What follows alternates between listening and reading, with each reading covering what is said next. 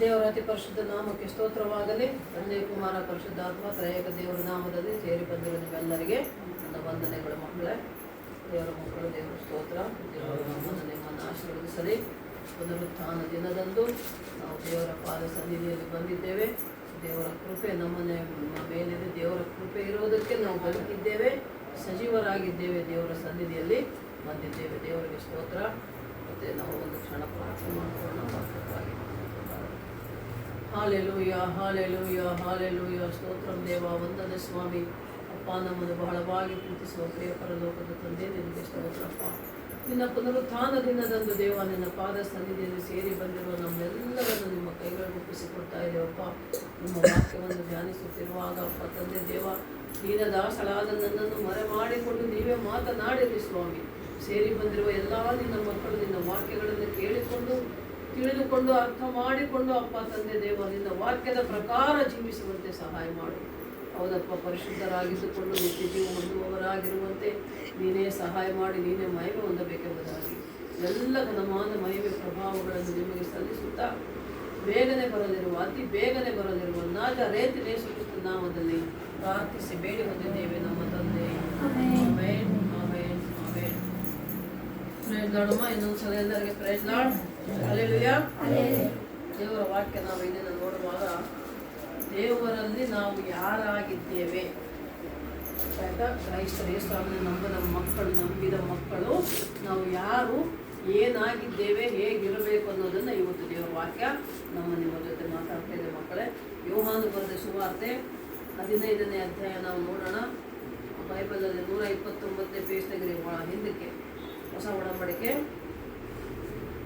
ಯೇಸು ಸ್ವಾಮಿ ಹೇಳಿದಂಥ ಮಾತುಗಳು ಬಹಳ ಮುಖ್ಯವಾದ ಮಾತುಗಳು. ಮಕ್ಕಳು ಸರಿಯಾಗಿ ನೆನಪಿಟ್ಕೊಂಡ್ರೆ 7 ಲಕ್ಷ ಕೊಟ್ಟು ಕೇಳಬೇಕು. ಯೋಹಾನ ಸುವಾರ್ತೆ 15ನೇ ಅಧ್ಯಾಯ, ಹೊಸ ಒಡಂಬಡಿಕೆಯಲ್ಲಿ ಪೇಜ್ ನಂಬರ್ 129. ಹೊಸ ಒಡಂಬಡಿಕೆ ಹಿಂದಕ್ಕೆ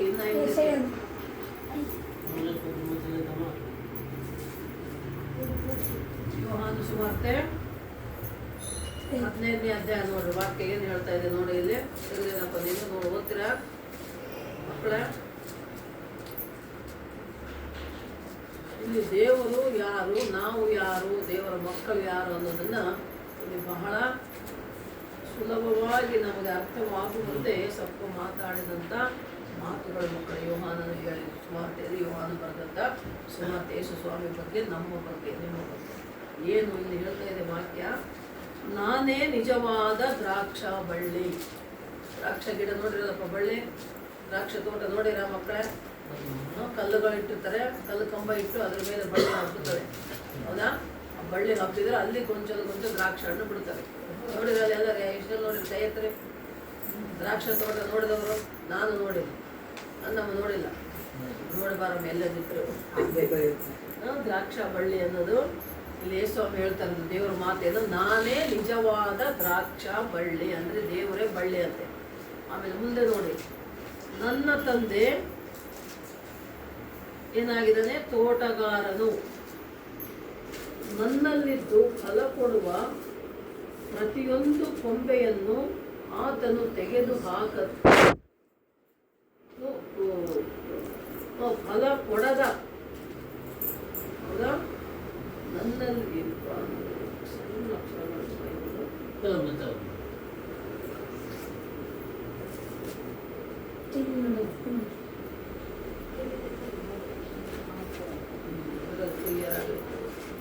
ನಾನೇ ನಿಜವಾದ ದ್ರಾಕ್ಷ ಬಳ್ಳಿ, ನನ್ನ ತಂದೆ ತೋಟಗಾರನು. ನನ್ನಲ್ಲಿದ್ದು ಫಲ ಕೊಡದಿರುವ, ಅರ್ಥ ಮಾಡ್ಕೊಂಡು ಸರಿಯಾಗಿ ಕೇಳ್ಬೇಕು ಮಕ್ಕಳೇ. ನನ್ನಲ್ಲಿದ್ದು ಫಲ ಕೊಡದಿರುವ ಪ್ರತಿಯೊಂದು ಕೊಂಬೆಯನ್ನು ಆತನು ತೆಗೆದು ಹಾಕುತ್ತಾನೆ. ಫಲ ಕೊಡುವ ಪ್ರತಿಯೊಂದು ಕೊಂಬೆಯು ಹೆಚ್ಚು ಫಲ ಕೊಡುವ ಹಾಗೆ ಅದನ್ನು ಶುದ್ಧಿ ಮಾಡುತ್ತಾನೆ. ಮುಂದೆ ನಾವು ನೋಡುವಾಗ, ನಾನು ನಿಮಗೆ ಹೇಳಿದ ವಾಕ್ಯದ ದೆಸೆಯಿಂದ ಈಗ ಶುದ್ಧರಾಗಿದ್ದೀರಿ. ನೀವು ನನ್ನಲ್ಲಿ ನೆಲೆಗೊಂಡಿರ್ರಿ, ನಾನು ನಿಮ್ಮಲ್ಲಿ ನೆಲೆಗೊಂಡಿರುವೆನು. ಕೊಂಬೆಯು ಬಳ್ಳಿಯಲ್ಲಿ ನೆಲೆಗೊಂಡಿರದಿದ್ದರೆ ಹೇಗೆ ತನ್ನಷ್ಟಕ್ಕೆ ತಾನೇ ಫಲ ಕೊಡಲಾರದೋ, ಹಾಗೆಯೇ ನೀವು ನನ್ನಲ್ಲಿ ನೆಲೆಗೊಳ್ಳದಿದ್ದರೆ ಫಲ ಕೊಡಲಾರಿರಿ. ನಾನೇ ದ್ರಾಕ್ಷ ಬಳ್ಳಿ, ನೀವು ಕೊಂಬೆಗಳು, ಒಬ್ಬನು ನನ್ನಲ್ಲಿಯೂ ನಾನು ಅವನಲ್ಲಿಯೂ ನೆಲೆಗೊಂಡಿದ್ದರೆ ಅವನೇ ಬಹಳ ಫಲ ಕೊಡುವನು. ನೀವು ನನ್ನನ್ನು ಬಿಟ್ಟು ಏನೂ ಮಾಡಲಾರಿರಿ. ಯಾವನು ನನ್ನಲ್ಲಿ ನೆಲೆಗೊಂಡಿರುವುದಿಲ್ಲವೋ ಅವನು ಆ ಕೊಂಬೆಯಂತೆ ಹೊರಕ್ಕೆ ಬಿಸಾಡಲ್ಪಟ್ಟು ಒಣಗಿ ಹೋಗುವುದು.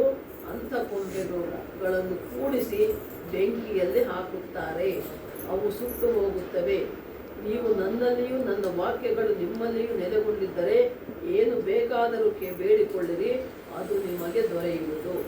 ನೀವು ಫಲ ಕೊಡುವುದರಿಂದಲೇ ನನ್ನ ತಂದೆಗೆ ಮಹಿಮೆ ಉಂಟಾಗುವುದು ಮತ್ತು ನನ್ನ ಶಿಷ್ಯರಾಗಿರಿ. ತಂದೆ ನನ್ನನ್ನು ಪ್ರೀತಿಸಿದ ಹಾಗೆಯೇ ನಾನು ನಿಮ್ಮನ್ನು ಪ್ರೀತಿಸಿದ್ದೇನೆ. ನನ್ನ ಪ್ರೀತಿಯಲ್ಲಿ ನೆಲೆಗೊಂಡಿರಿ. ನಾನು ನನ್ನ ತಂದೆಯ ಆಜ್ಞೆಗಳನ್ನು ಕೈಕೊಂಡು ನಡೆದುಕೊಂಡ ಪ್ರೀತಿಯಲ್ಲಿ, ಆತನ ಪ್ರೀತಿಯಲ್ಲಿ ನೆಲೆಗೊಂಡಿರುವ ಮೇರೆಗೆ ನೀವು ನನ್ನ ಆಜ್ಞೆಗಳನ್ನು ಕೈಕೊಂಡು ನಡೆದರೆ ನನ್ನ ಪ್ರೀತಿಯಲ್ಲಿ ನೆಲೆಗೊಂಡಿರುವಿರಿ. 1-10 ವಾಕ್ಯಗಳು ಬಹಳ ಮುಖ್ಯವಾದ ವಿಷಯ ಮಕ್ಕಳು.